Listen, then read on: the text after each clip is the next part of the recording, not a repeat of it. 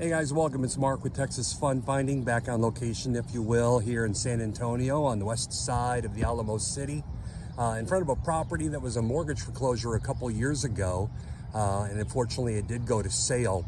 A couple owned the property, and they had bought it like 10, 15 years prior, and it went to sale, was bought by an investor, and there ended up being 20 to 25,000 in excess proceeds to recover. I came by the property the first time around and couldn't get hold of anybody. Might have left my business card, left and came back a couple of days later.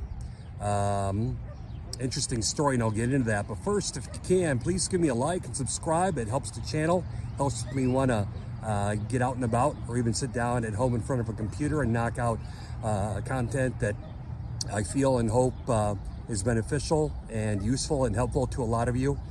So please, if you can, if you haven't already, give us a like and subscribe, and let's get on with the story. Okay guys, as I mentioned, I'd gone by the house once or twice, got no one to come to the door, so I left my card and went home. The next day I went back during the daytime and I noticed a couple of men in the front yard. The front yard, by the way, had things all over the place. Junk, odds and ends. At first you wonder if they were having a yard sale or if he collected antiques, but I eventually decided he was a hoarder, which was correct.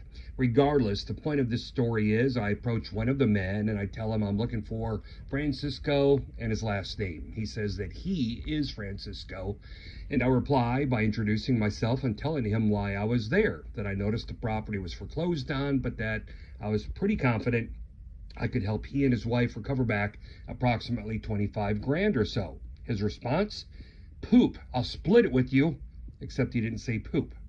Needless to say, I didn't expect that reply. I chuckled, thought of what to say, and knowing I now had some leverage on him in terms of what to charge, I told him that I couldn't do that, but I did counter with a percentage that was still more than what I'd normally charge. He obviously agreed, and I eventually recovered he and his wife the funds, although one, it took longer than I figured due to the trustee being difficult and the client actually ghosting me a few times, and two, because it turned out his wife was from Mexico, not a U.S. citizen, and didn't have a valid U.S. ID. Bad combination.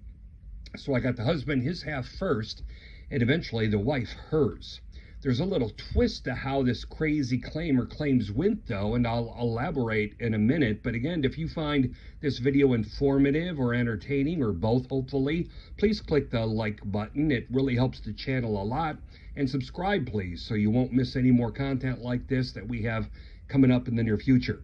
Okay, when I did get the wife her share of the money finally, she had difficulty cashing the check.